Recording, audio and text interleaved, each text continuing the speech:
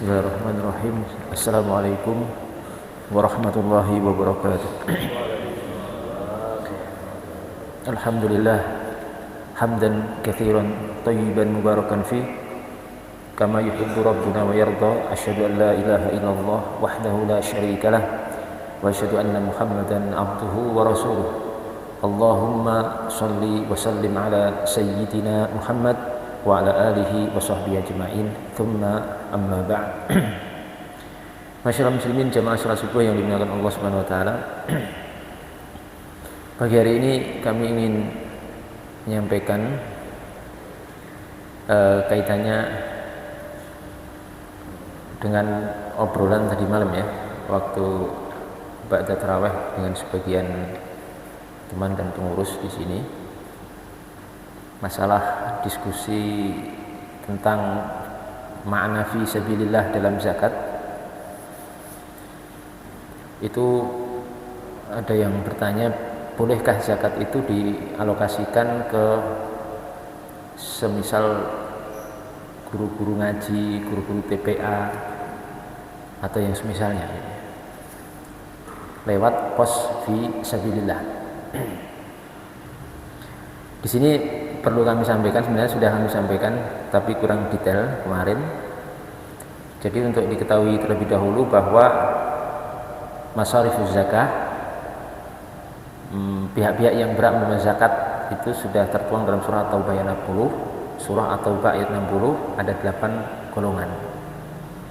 Salah satunya adalah fi sabilillah, di jalan Allah Subhanahu wa taala. Nah, di sini kalau menurut mayoritas ulama, fi sabilillah di sini maksudnya adalah al-ghazwu, yakni perang jihad fi sabilillah. Dalam arti yang syar'i ya, dalam arti jihad yang benar-benar syar'i, bukan jihad yang enggak benar ya. Pos ini untuk saat ini, wabil khusus di Indonesia ini tidak ada pos fi sabilillah dalam arti perang jihad fi sabilillah, tidak ada. Nah, kaitannya dengan pertanyaan beberapa kawan tadi malam, maka perlu untuk diketahui ada sebagian ulama yang memperbolehkan mengalokasikan kepada apa yang sudah kami sebutkan ya, lewat pos fi sabilillah. Dalam arti fisabilillah ini tidak hanya ditafsirkan dengan perang fi sabilillah atau perang atau jihad fi sabilillah saja, tapi lebih umum daripada itu. Semua wujuhul khair, semua sisi-sisi kebaikan yang akan memperkuat Islam, memperkuat perjuangan Islam ya, ini masuk dalam pos fi sabilillah. Di antara ulama yang membolehkan itu contohnya Syekh Mustafa Muhammad Amarah dalam kitabnya Jawahirul Bukhari. Beliau mengatakan setelah menyebutkan makna fi sabilillah itu ghazin, seorang yang perang jihad fi sabilillah, beliau mengatakan wa yadkhulu fi dzalika talabatul ilmi syar'i wa rawatul haqqi wa tullabul adl wa muqimu al-insaf wal wa'dhi wal irsyad wa nasir ad-din al-hanif. Termasuk makna fi sabilillah ini adalah thalabatul ilmi syar'i, para penuntut ilmu syar'i, para santri, para santriwati yang sedang mondok, yang sedang belajar di pesantren-pesantren, atau mereka yang sedang belajar di universitas-universitas Islam atau belajar ke luar negeri di berbagai negara, masuk di sini bisa mendapatkan alokasi zakat. Zakat di sini masuk secara umum ya, zakat fitrah ataupun zakat mal. Dan juga rawat al-haq, jalan-jalan kebenaran, para penuntut keadilan, orang-orang yang menegakkan keadilan, kemudian menegakkan tugas sebagai pemberi nasihat ataupun petunjuk, dan orang-orang yang menolong agama Allah Subhanahu wa taala yang lurus ini secara umum. Jadi boleh dapat di situ. Ya. Ini bisa lihat dalam kitab Jawahirul Bukhari. Ini ulama ini Syekh Mustafa Muhammad Amarah itu min ulama Syafi'iyah, dari para ulama mazhab Syafi'i. Kemudian ternyata pula saya teliti Malikiyah, ya, mazhab Maliki, Imam Malik bin Anas juga membolehkan. Dalam Syarhu Al-Mukhtasar disebutkan yajuzu i'ta'u az-zakati lil-qari'i wal-'alimi wal-muta'allim wa fihi manfa'atun lil muslimina walau kanu aghniya. Boleh untuk mengalokasikan zakat ke qari. Qari itu pembaca Al-Qur'an, orang-orang yang serius membaca, mempelajari Al-Qur'anul Karim, para hafizul Qur'an, masuk berarti para imam masjid, ya, wal alim, para ulama, para ustadz, para dai, para masyayikh, wal muallim, dan para pengajar, ya tadi guru TPA, guru-guru ngaji kampung gitu ya. Terlebih mohon maaf ya, faktanya para guru TPA, apalagi yang di pelosok-pelosok ya, di kampung-kampung, di pedesaan itu, kalau kita amati kondisi mereka itu sangat membutuhkan, jauh dari standar. Kalau guru di kota-kota mungkin sudah lumayan, tapi kalau yang di pelosok-pelosok itu mengenaskan. Ngajari TPA, ngajari anak-anak muslimin baca Quran dengan baik dan benar, sebulan dikasih 20.000. 20.000 untuk beli bensin tidak cukup. Nah ini penting kita perhatikan, ya, ini sekali. Wa man fihi manfa'atul muslimin, dan siapapun yang dia itu memiliki kemanfaatan untuk kaum muslimin. Kalau bisa saya katakan para marbot masjid, ya, misalkan itu kan fihi manfa'atul muslimin, yang membersihkan masjid, nyapu, membuang sampah, menyalakan, menghidupkan lampu dan lain sebagainya. Ya, ini boleh untuk membayar zakat. Walau kanu aghniya, berarti kan walaupun mereka itu cukup sebenarnya. Maksudnya walaupun pembaca Al-Qur'an tadi, atau alim tadi, atau guru TPA tadi dan lain sebagainya, itu walaupun mereka itu cukup sebenarnya, tapi posnya pos fisabilillah tadi. Jadi walaupun sudah cukup sebenarnya, masih dapat, itu dibolehkan oleh para ulama. Di sini sebutkan adalah dalam kitab Syarhul Mukhtasar dalam mazhab Imam Maliki, ya. Kemudian di sini dijelaskan atau dinukil pendapat ini dibolehkan oleh Imam Ibnu Rusyd dan juga Al-Imam Al-Lakhami rahimahullahu ta'ala rahmatan wasi'ah.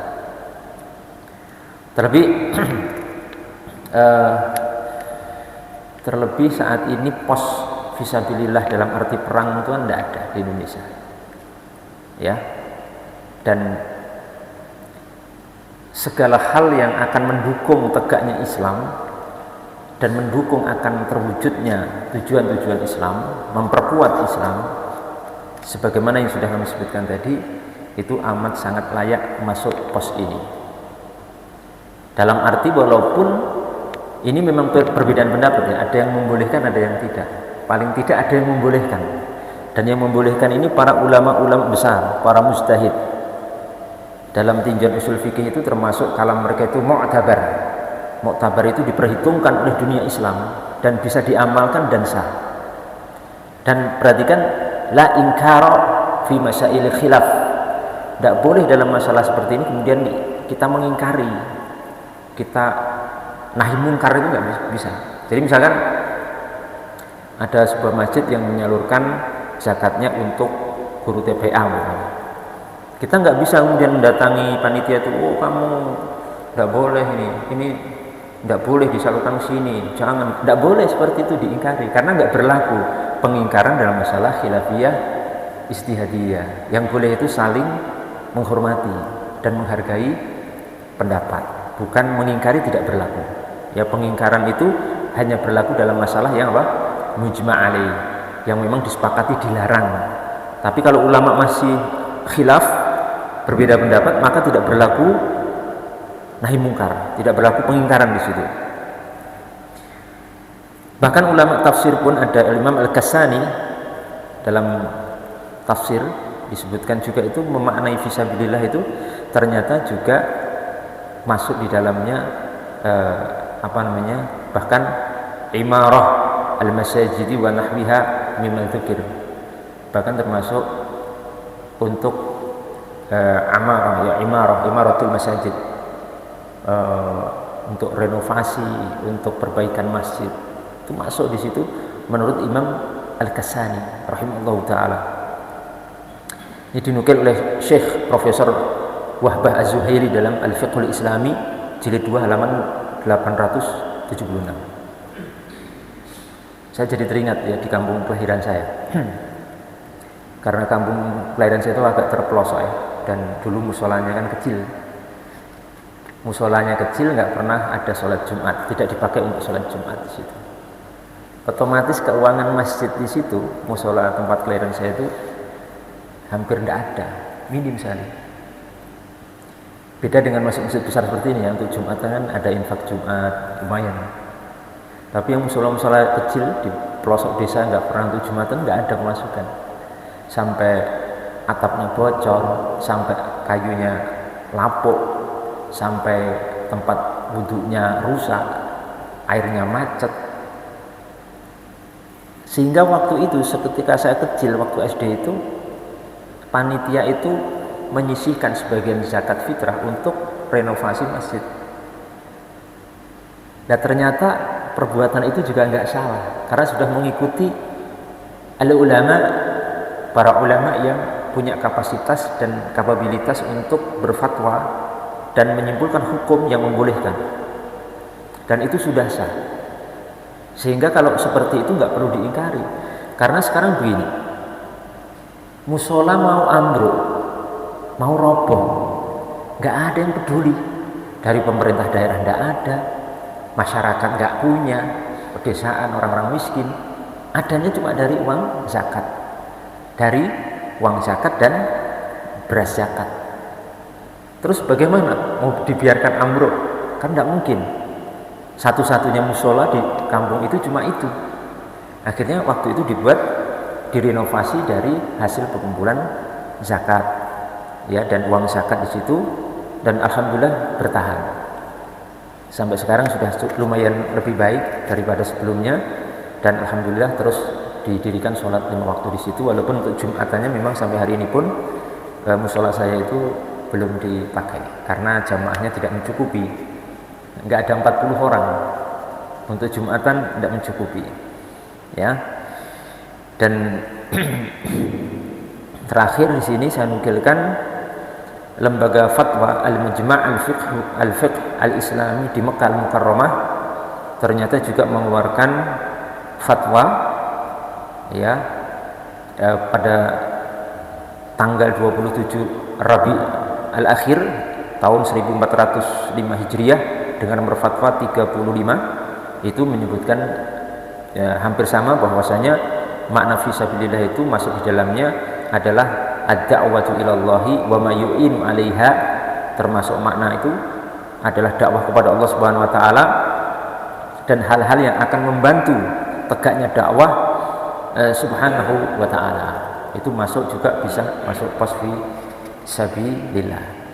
Jadi silahkan, kalaupun kita akan mengamalkan pendapat-pendapat ulama ini tidak diingkari, ya, apalagi saat ini kondisi kaum muslimin itu sangat lemah, ya, sangat lemah, sangat membutuhkan biaya untuk dakwah Subhanahu wa taala, untuk memperkokoh dan menguatkan Islam, dan untuk nasruddin, menolong agama Allah Subhanahu wa taala. Sementara pos fisabilillah dalam arti perang saat ini tidak ada, ya, di Indonesia ini tidak ada.